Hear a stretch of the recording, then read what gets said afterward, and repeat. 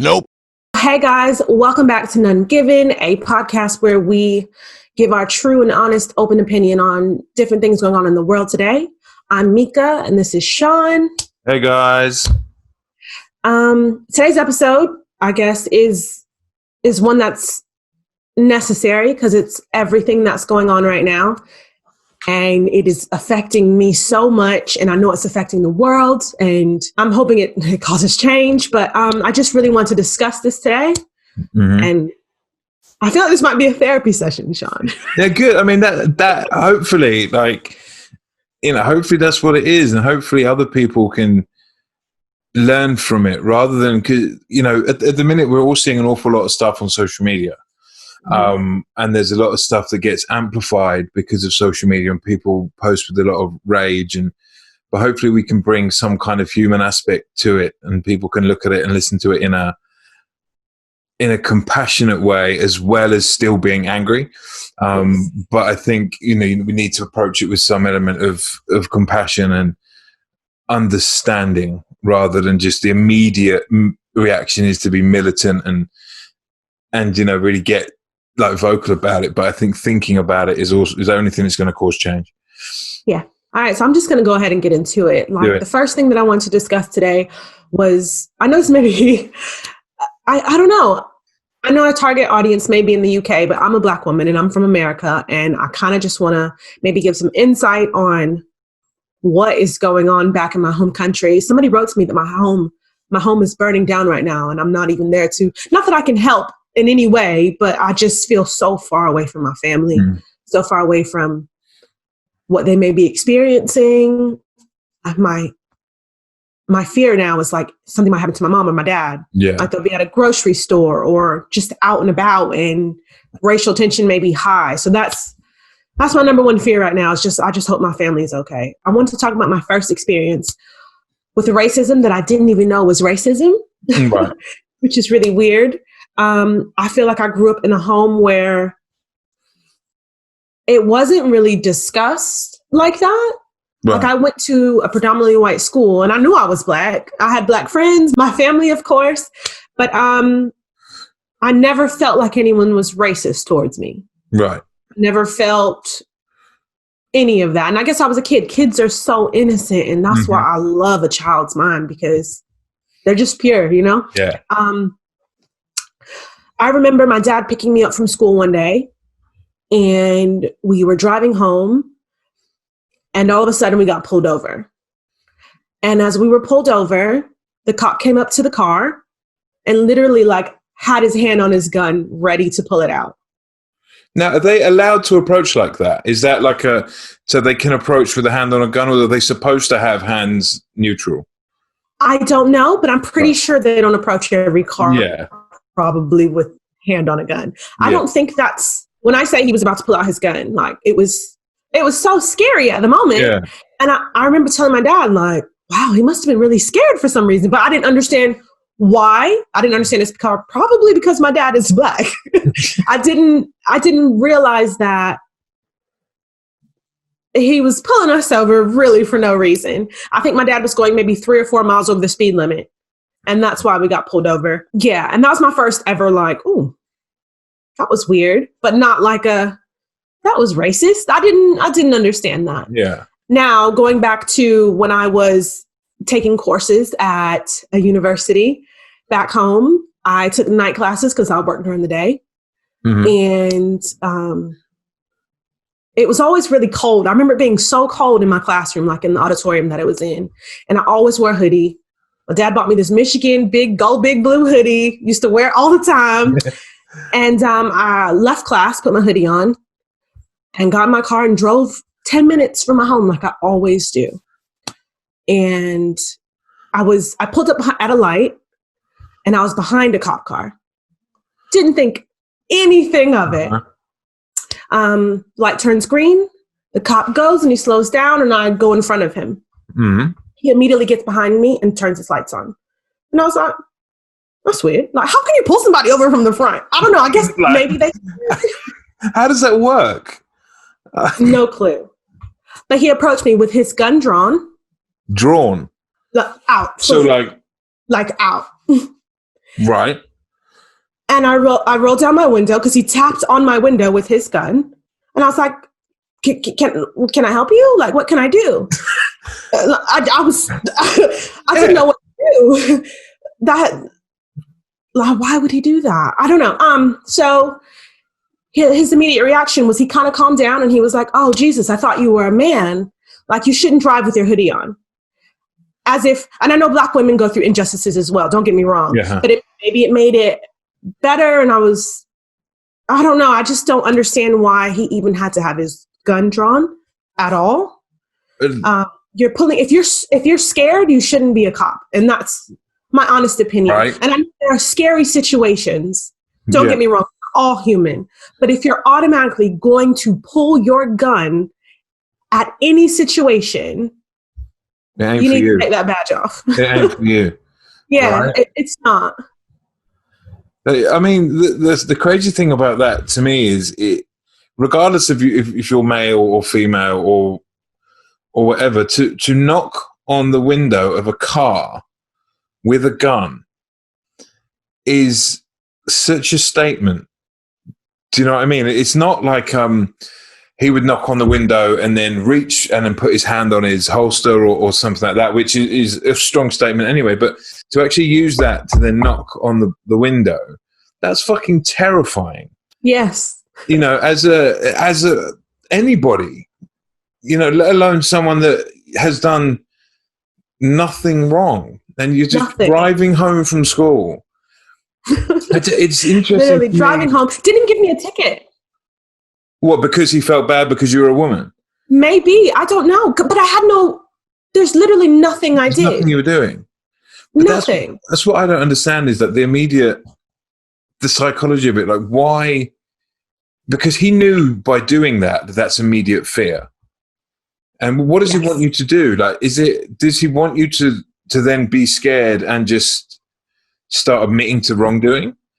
You know, just saying, oh my God, I'm sorry, when I was 13, I stole a hairband or something like that, and start talking about shit? Or does he just want to rile someone up so you then pull a gun? I don't understand this. I just don't get it. I remember going home and telling my parents what happened, and they were like, my dad, I guess when he was younger, he got into something where he said, like, never pull over on a dark road by yourself, which is what I did. He says that I should have waited till there were more people around. And that was my first time kind of being educated on the cops and racism and just being alone and being Black. And there's different ways that I'd have to approach things compared to, like, my counterpart, like other people, all my other friends. Yeah, it's crazy. And I just couldn't think that would ever happen to me. I mean, I know it happens, and I know that's probably me sounding so naive, because this isn't a new problem. This has been going on for ages. Yeah. And I shouldn't have thought that this couldn't happen to me, but it did. And I just remember being so scared, because that could have went totally wrong. Mm-hmm. Normally sometimes I do get a speeding ticket. And normally I always reach for my ID and stuff, so it's ready. But, like, what if I would have reached for my ID and the gun comes in the car? There's so many ways that could have went. I didn't understand that. And that was my first real, like, police, I don't know, scare, or realizing that maybe the cops aren't here for me. Yeah, it's interesting because you say, like, your dad said that you should have waited till you got to a busier area to pull over, right? Mm-hmm. But what happens if you do that, and then you get in more trouble because you're not pulling over when they tell you to? So then it's not a case of they walk to the car with the gun. It's they get out the car and say, get out the fucking car now, put your hands on the hood, sort of kind of thing. So that situation changes. So how do you possibly win in that situation? You don't. There's no... You don't. But there's also no positive from the law enforcement side. I don't see what they're gaining. Because they're not instilling fear in you as such, where you're so scared you'll never do anything wrong. They're installing the kind of fear that's like, fuck the police. Yeah. 100%. And I think that's where they think they're doing wrong. They think, you know, if I scare you so much, you're never going to do wrong. Well, no, actually, the way that we're geared as humans is, if you scare me enough, I'm going to say fuck you, and I'm going to do more to piss you off. And that's how things like this evolve, and that's why things like this happen. And I just think it's the mindset of, you know, I don't want to say all police officers, and it's not just, you know, this whole thing isn't just a police thing; it's a society thing. Yeah. It's just that police right now are in the spotlight, but I don't understand the mentality of someone who would join something that in its core is wholesome and is to help people, but harbor such prejudice against the people that need the help the most. Yeah. No, it just doesn't make any sense to me. And I just think sometimes the wrong people are in power, the wrong people get the job, and sometimes maybe it goes to their head and they think that they can control instead of protect. Yeah. I can't really explain for them. No. I think the power thing's interesting. I think you're right, because, you know, knowing police officers and someone like that, it's a different breed of person. But that's my English experience. I don't know any black police officers or American police officers, so I don't really know what their like MO behind becoming an officer is. So I don't know. It's so foreign to. And this is what, you know, we'll talk about it in a bit, I'm sure, but white privilege is the fact that will never happen to me. You know, that I mean, I remember getting pulled over once by a policeman when I was walking home from a nightclub because they thought I'd stolen some petrol out of a car. But it's just stupid shit like that. It's because I was drunk, walking in and out of everywhere and leaning on cars and that. And all they said to me was, "Go the fuck home, you idiot." Yeah. You know, but if you put that in, you know, if I'm a black man at 3:00 in the morning running about like that, I'm going to the cells. At the very least, I'm being put in the car, and I'm being, you know, they're looking up where I am and what I'm, you know, who I am, what I'm doing, and whatever. Mm-hmm. So it's people that don't think white privilege is real have a very distorted view on life. Yeah, I think the more people that acknowledge that it is real and can speak up and say things to others that don't think it's real, the more it'll help. Because I know that people are like, well, I'm not racist, so it's not really. I saw a post today that said it's not enough to be not racist. You need to be anti-racist. Yes. Yeah. And that too. That says it 100%. I understand you're not racist. I get that. Cool. But it's us against them, really. Yeah. It's not white. It's not black. It's not brown, purple, yellow, whatever. It's a fight for equality of every human being to just be treated equally. Yeah. It doesn't matter your skin, your sex, your I don't know, your status or whatever. Yeah. None of that matters. No. It's just to be treated human. But that's the key, isn't it? How much of a fight it is. Yeah, that's the key though, isn't it? It's to be treated like a human. Yeah. Because I don't feel like you're even given, especially in the States and in certain parts of it by the police, you're not even given your human rights. No. You're not even given the chance to act like the citizen that they want you to act like, because they're accusing you of doing something immediately, you know, that you haven't done. And I just think it's just that basic human quality and that basic chance in life is taken away because they have an arrest quota to meet. Yeah. Or something stupid like that. Yeah. Do you think, I really am naive on this situation too, but I've just been reading about racism in the UK. Being a black woman here, I feel a lot safer than I do in the US. And I so far have not come into a situation that has made me feel super uncomfortable or anything like that. But have you seen anything yourself that is? Yeah. So, in the town now that we both live in, there used to be a nightclub on the end of the pier. And I had a friend who was a black guy. We played in the same basketball team together, and we used to go out and socialize all the time. And as you walk up to where it is, you can take a little turn first and you can go to a cash machine. And so I said, you carry on, I'm going to go to the cash machine. So I think 3 people came with me, and him, and I don't want to name any names, but yeah, that's the guys, 2 guys then walked off towards the towards where a nightclub is. So they get to the outside, and whilst we're away getting cash, this group of I remember it's 8. Some guys that were there say it was like 15, but I don't know if that's just like an exaggeration thing. Like a group of guys start coming up to this one guy and giving him some shit because he's black or whatever. Just the kind of racism that he said he had come to just accept by being who he was. The kind of the stuff that gets shouted at him all the time. So he was a bit just like started laughing and was like, "Fuck you," and I carried on to go on walking. And they started to circle around him. So they pushed the other guy out the way. There was a white guy, and they started circling around him, and just literally, like, one would go and just pushing him around this circle kind of thing, and just calling him names that, I mean, I'm not even going to begin to say what the names were, but there was a lot of like, "Go the fuck home," "You're not welcome here," this kind of stuff. And then me and the 3 other guys come out of the little arcade and up onto the to near where it is, and then shout some shit, get a bit verbal, and then these guys run away. So that happened, but I've never seen anything personally physical. So I've never seen an actual physical altercation where someone has been beaten or something like that. But I guess I live in quite a quiet town. Yeah.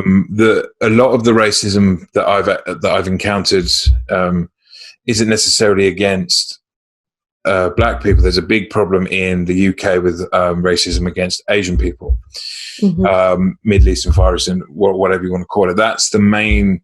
They seem to be the minorities that get the real brunt of the British hatred. But there is obviously still a massive part of England that is extremely racist towards black folk as well. But I've seen more racism and physical racism when it comes to Asian people. It's just from just getting slapped in clubs for no reason, just being out on the street and just hit for no reason. That it all feeds into the same pot.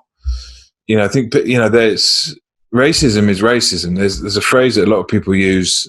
They call reverse racism. So if a black person was racist to a white person, it's reverse racism. It's not reverse racism.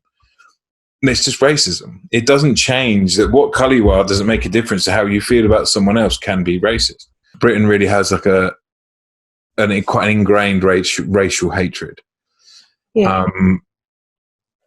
But for what it seems like a really weird reason, because a lot of the people that immigrated over here were brought in to help boost their economies and have done that. In the 50s, a lot of West Indian people came into the UK, and then before that, you've got a lot of the Asian people that came in, and they really boosted economies, and they've made the UK this quite a nice multicultural place to be. There's certain parts of the country where you can go and you can turn down one street and you could be anywhere in the world, and that's one nice part about it. But that obviously harbors an incredible amount of hatred for people. It's a different kind of conversation. You start looking at movements like nationalism, Nationalist Socialist, and British National Party, and English Defence League, and things like that. It's not police brutality, but it's inbred,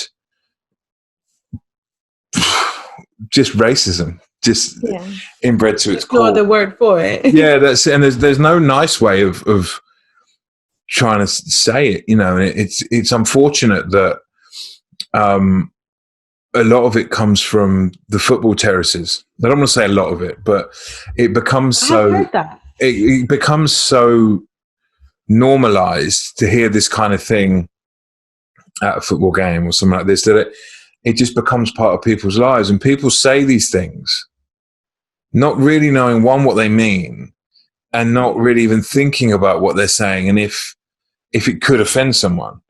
We're all guilty of that to a certain extent. Like, we'll all say something and then think like, oh shit, I shouldn't have said that. But it's not a racist slur. I might say, oh, I don't like the colour, I don't like pink, and you're wearing pink shoes or something like that. And you're like, oh shit, no, I shouldn't have said that.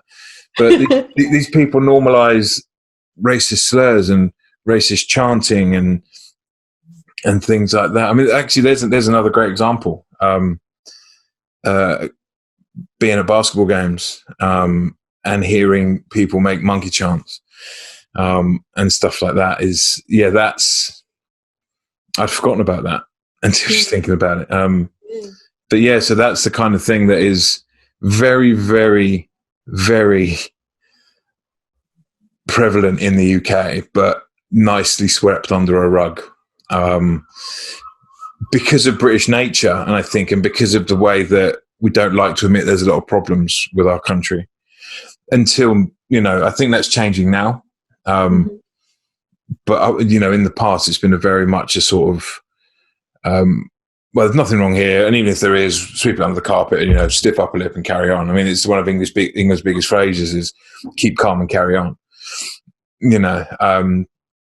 But it's time to fucking bring it out. And it's time for all these people to have to pay for the disgusting things that they say and do. And, it's time for people to be made accountable. But how do we do that? I mean, I'm not here to save the world. Well, but I also want to talk about people speaking up, and I kind of feel like there's no time like the present.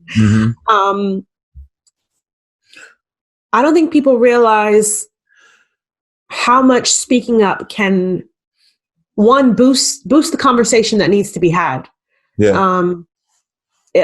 I'm going to bring up one of my friends who she texted me earlier this week, or last week, I think it was. And she's white and her guy is black. He just wanted to know why she just went so quiet on like socials and just, that's it. And she texts in our group chat that we have, and she wanted to know, was she wrong? And immediately my answer was, I didn't think she was wrong. And I don't think people should post because they feel that they're pressured into posting or pressured into saying anything, because honestly, it's not genuine. One, it's not genuine. Yeah. And if it makes you that uncomfortable to say anything, I think you should kind of look maybe a little bit within. And if to find out the reason why you're uncomfortable saying it. I mean, her reason to me was that she just wants to post her dog so her family can see her dog. And I do understand that. Okay. But I also have another friend that's white who's posting a lot and telling me that she's getting a lot of hate from her family, her uncles, her cousins, saying that she needs to just be quiet. She doesn't. And I was like, and she's posting the messages, and she's always been like, she's I call her my hippie girl. She's always been true to loving everyone. Right. And I think that conversation does need to be had with her family. She does need to express they're wrong. Yeah. Basically, they're wrong. And one of the other people in my group chat, she brought up that question. Was she scared that maybe her family would think different of her? And she said no. And she's having these private conversations behind closed doors. And I appreciate that, because I believe that the home is where racism is taught. I think that a lot of people need to speak to their family, and maybe, I mean, I know people don't like to have their minds changed. I know that, but sometimes it's just an open discussion. Yeah. And like I said, it's a conversation that needs to be had. I wasn't mad at her for not posting or anything, but I just wanted to express to her why he was so upset, and maybe give her a different perspective. And maybe he doesn't know how to express himself to her. And it's people handle things different ways. I think I cry every day at social media, at the news, it's from Corona to Trump to 2020 is canceled. 2020 is done. Where's 2021? Oh, please. I like when everyone speaks up. I feel like Black people have been asking for a really long time. Something that we shouldn't even have to ask for. Right. Not that I speak for everyone, but something that to be treated equal. Yeah, I mean, I think you're absolutely right. And you say that if you're having thoughts about whether you should post, you need to put the phone down and go and look in the mirror. because there should be no thought that runs through your mind that is either pro or negative. You should know where you stand on something like this. Now, there's going to be people in the world that are going to be racist, and you're never going to change their mind. And that is an unfortunate fact of life. Yeah. But you know where you stand on that. You know, you know if you don't like someone because of the color of their skin, or if you think that it's outrageous that someone's being treated badly because of the color of their skin. To be stuck in the middle of that going, oh, I don't really know how I feel, that's bullshit. And I think the people that are hesitant to post are the ones, this might sound a bit radical, but they're the people that are embarrassed that they are actually racist. And it's a difficult thing to come to terms with, because you don't, maybe they don't even want to be racist, but they kind of can't help it. I think some people can't help it because it's been beaten into them, and it's such a socially acceptable thing, you know, amongst their crowd or their family or whatever they're in, that I think they're kind of in denial about it. You know, I know that might sound like a harsh view to say, you know, if you're conscious about posting, then you're fucking racist, and maybe that's not true. But I think as someone who's responsible enough and grown enough to have an Instagram account, you know where you stand on that line. So it should either be, I'm posting, fuck it, I don't care what my uncle says, I don't care what my brother says, I don't care what my mum says, this is what I believe. Or you go, no, that's bullshit, I'm staying away from that. But I guess on the other hand of that is you have people not wanting to offend other people. And I guess because I don't think like that, I'll just put something, you know what I mean? I'll just put something out. Like, I would never go out to purposefully offend, but if I offend, fuck it, I'm sorry. You know, I try to stick to what I believe in. So it's difficult for me to think of it in that vein, I guess. I don't know. I just think that I hate excuses, and to say, oh, I'm not sure, I don't buy that personally. Yeah. I think that there's a lot of people with good hearts out there. Mm-hmm. I loved yesterday, even though I think there may have been some confusion with Blackout Tuesday. Yeah. To me, I thought Blackout Tuesday meant going dark on all socials. Or only posting kind of like stuff about Black Lives Matter. Yeah. Yeah. Well, I didn't even know that. I thought it was nothing. And then I was checking socials and I was like, oh shit, like everybody's posting. And that's when I was like, well, here's ways to help. Here's what you can do. Seeing, I know this probably people are saying, oh, people can do it just for Instagram or just for whatever. But seeing the solidarity of everyone, I like that. I know it's just a picture. I know it's just a post. I just think that people spreading awareness and information is also helpful, in my opinion. I can't speak for everybody, but I think you're right. And I think you have to think about the world that we're living in right now. So we're living in a world where we can't necessarily go outside and protest as we would like to. Yes. And let's be honest about it. What's the easiest way to hit white America in the pocket? You know, and it's just by not promoting anything. And that's all social media is self-promotion or business promotion. Mm-hmm. So by stopping that, I think T.I. put a tweet out or an article out last week about how much they could affect the economy in one day if the black community and black businesses stop trading for a day.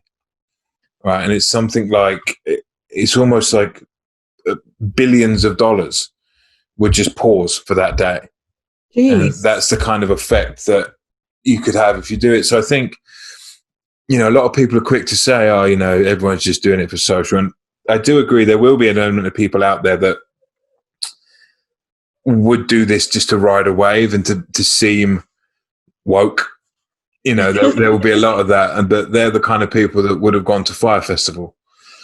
You know, so they're always going to do it. But I think it's actually quite a strong move to put something like that on your on your social media to say without saying anything but saying something, I think is actually powerful.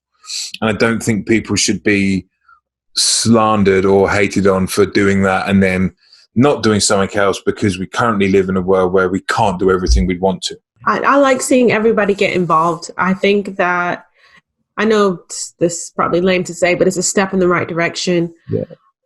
I've never seen so many people speak up in my lifetime. It was a really hard time for me. I don't know what year it was, but I was here, and there was this guy by the name of Philando Castillo, who was a cafeteria worker at maybe a middle school. He was with his girlfriend or wife and daughter, and he was pulled over in a car. And they said, "Can I see your license and registration?" And as he was pulled over, as he was reaching for his license and registration, he just shot him up. I don't know. I hope I'm not butchering the numbers, but I'm going to say probably about 20 times, while his daughter was in the back seat and his wife was in the passenger seat. And that, I mean, if we didn't scream then. I mean, we did. Right? We did. And no one was convicted. His police officer, or not his police officer, but his killer is free, doing the same job. Yeah, like he's living his life. He's with his family. Yeah. I don't know. I'm just glad that this time it's more than just Black people speaking up and saying something. Yes. Yeah. I'm glad it's everyone. Well, it's everyone that I know. I don't know about other people, but everyone that I know has said something. I love the people that are checking on other Black people that are checking on. I just think that it's a hard time, and hopefully something good comes of everything that's going on. I hope so. I mean, it's crazy because I remember the Rodney King thing, right? So that's I think that's shit old as fuck, but I think that's 91 or 92. And no one's, you're right. No, like people, like the Black community stood up and no one stood with them. And I think this is the first time where everyone stood up and said, no, like it's bullshit. Now, I don't know whether it's the one positive thing to come out of coronavirus, where we're all captive, we're all feeling trapped and inside. So social justice and social matters matter to us a bit more. Because we're all missing our freedom. And, I think that has made us more in tune with people that could miss their freedom or have their life taken for no reason. And it's as far as I see it, it is the one bonus to come out that everyone said, no, it's bullshit. We need to do something about it. And everyone is taking note. And it's encouraging to me to know that people from generations above me are taking note. So I know of 50, 60-year-olds that are out there saying now that this is bullshit, whereas 20, 30 years ago, they would have just put their head down embarrassed about it and not said anything. But, we do a lot, especially in the UK, of blaming racial ignorance on people's age. So there's a lot of times where, I think mostly every white British kid especially of my age, so 35 plus, can relate to a story where you've heard their grandparents say something racist, and it was just brushed off as being, they don't know any better because they grew up in a different time. It was different then. But we're now seeing that excuse not being acceptable. And that is the first step towards change, I think, is people challenging each other. So I think that's why I think speaking up is so important, because it does challenge, it pushes people's boundaries. And I'm just happy to see that it's so many people speaking up. I know social media, seeing these videos kind of like, it hits me hard. It really messes with me. Yeah. And I think sometimes it can be desensitizing. Yeah. And I don't want to become desensitized to death of any human being. Yeah, absolutely. I just don't understand that based on someone's skin color. Out of all of this, that's all it comes down to. Yeah, I mean, I read, so I didn't read, I forget the woman's name, but I saw a clip literally 10 minutes before we started speaking, where it's a woman that's saying, over centuries, we have separated ourselves into different races, and it hasn't worked. So the reality of it is there's only one race, and it's the human race. The only difference is people have different amounts of pigment in their skin, and they have melanin or they don't. That's the fundamental difference between us all, is that if some person has a skin that is more, is easily to cope with hotter weather or something like that. So we're based geographically. The reason we are who we are is because it's geographically based, and that's it. That's the only reason. There's no other reason why we're put into these boxes. And I've always been one that I'd never liked the saying, we're all one, or something like that, because it's very important to recognize that whereas we are all human, culturally there are vastly huge differences that we have to recognize, and we have to accept, and we have to enjoy. We have to learn from everyone's cultures. And it's important to remember that we aren't all exactly the same, but we're all in the same game, and we're all going for the same thing, and we are all human. But just accept someone else just because they've got black skin, white skin, whatever skin they've got. What fucking difference does it make? I've never been able to understand it in any more simpler terms than people fear. So if you go back years and years ago, you may have had a group of white people would invade or try and take over a country, and they would face great resistance from an army of black warriors, and they lost many men, and they might have lost completely. So now they hate them. Mm-hmm. So anyone with a black face now we hate because they beat us, and that's all it is. It's just competition. Yeah, and it's not everything's a big dick contest. Just put it fucking down. And it's not. It doesn't have to be a thing. No, it doesn't. It doesn't. I like that you said. I mean, we're not all the same. No, we're not all the same. And I do. One of my phrases that I hate to hear is "I see no color."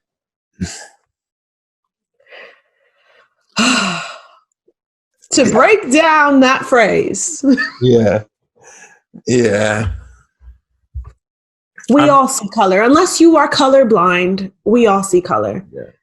I appreciate peach hues. I appreciate orange, brown. I love that spectrum. Uh-huh. I see my color. Yeah. See it for what it is. Yeah. Because that's what I hate a "I see no color" person to say. I just hate when they say, when people say that. I just think that see who I am, appreciate who I am, value me as the human that I am. Yeah. That's it. Yeah. It's not that hard to see someone's color and think nothing of it. Nothing of it. Nothing. At all. It is just I don't know how to describe it. It just is what it is. Yeah.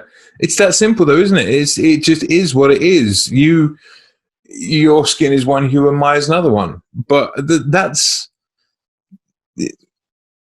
just is what it is. Yeah. It's like you're a female, I'm a male. It just fucking is what it is. It's not a reason to hate anybody.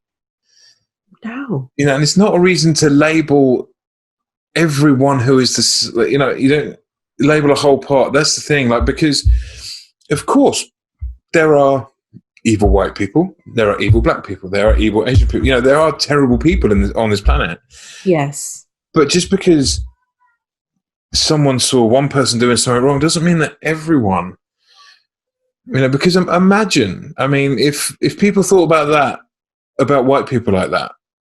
No, you know what I mean? After, fuck's sake, Hitler was white. Yeah. You know what I mean? Whereas, so by all accounts, if you really want to talk about races that are the fucking worst, if you know what I mean, if you really want to get into that conversation and people want to start hating on someone because of their race, look at your fucking own and look at what, you know, you've put people through, what you're currently putting people through, and what you have historically done to places, you know, and just raped, pillaged, and stole your way through. And now you want to assert that dominance even more because you're threatened by someone that may have slightly more mental capacity than you have, and you don't like it. Yeah. Yeah. I don't know. I just feel like I could go on forever. Yeah. I just don't get it, and I never will. Mm-hmm. And I don't know. I just think that if anyone has any questions about, like you said earlier, if you have to question a motive, I think maybe they need to educate themselves. Yes. I think maybe they need to read, to research, to just truly take the time to learn about other cultures, other people. I don't understand why the hue matters. I just don't. I just don't get it. But that's the thing, though. Is I think anyone which is why it's such an issue, is because it's impossible to understand. You know, if it was easy to understand, you just go, "Oh, we just stop doing this," and then it'll all be fine. But there is no reason for it, which is why, to me, people that harbor this hatred just look so foolish. Yes. You know, it's just, and they come out with these facts, and you're like, they swear are real facts. It's like, well, this just isn't true. You know, anyone can lie to make themselves look better or make something they want to look bad. I just think a lot of people have, you know, we talked about it already, but a lot of people have to look in the mirror. Yeah. Yeah, I guess we all do it at some points. There's, you know, everyone's got at some point in their life, you have to look and go, oh shit. You know, but if race is one of your things, look long and fucking hard. Because you're I think you're on the verge of becoming, things are going to be harder for you going forward. You know, if you harbor these kind of views, because people are fed up with it and aren't willing to accept it. You know, when you've got companies like, and I know this is marketing tools, I know this is business, so it's different, but you got companies like Apple having things come up on the Apple Music page when you log in saying we stand in, you know, and you've got Adidas retweeting Nike, you know, and stuff like that. You know, and I know that it's all clever marketing, but no, your views, you know, if you're racist, your days are numbered. Because the world is set up of your fuckery. 100%. Oh, jeez. Not a fun one this time. Oh, no. Well, no, it is, though. Not a fun time. No, but it's, you know, it is fun because it's important. Yeah. You know, and I take solace in that, you know, we're actually talking about something that is important. And hopefully it inspires more people just to do this, whether they record it and put it out or not, or whether they just sit with their friends and go, what do you think? Yeah. You know, just talk about it. Don't be scared to talk about it. And if you do have black friends, brown friends, whatever, or if you are black, if you've got white friends, talk to them about their experiences. Ask them what it's like. Mm-hmm. You know, don't say you're with them and let them struggle in silence. Listen to what they have to say. Yes. Yeah. Oh, I feel like I want to end it on that. That was that was great.